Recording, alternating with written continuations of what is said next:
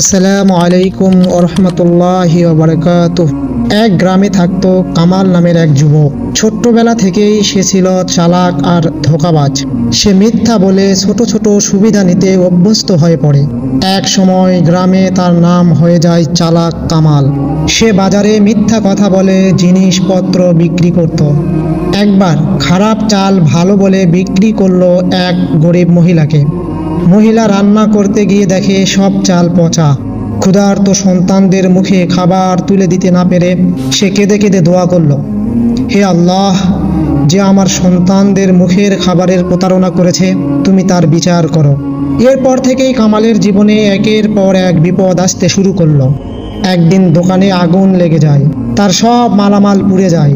যে বন্ধুর উপর সে ভরসা করত সে তার সব টাকা নিয়ে পালিয়ে যায়।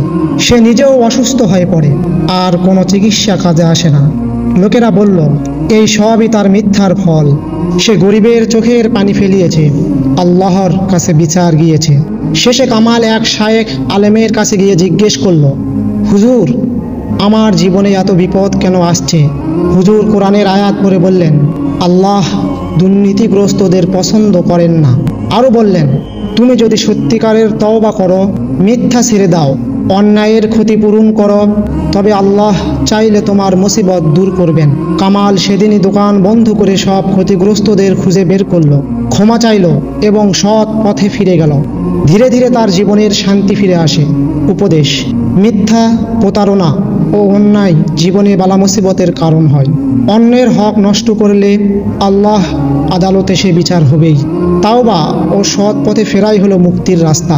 তাই আসুন আমরা আমাদের জীবনকে সৎ, বিশ্বাসী, আত্মমর্যাদাশীল করে গড়ে তোলার চেষ্টা করি। আল্লাহ আমাদের সবাইকে তৌফিক দান করুক। আমিন।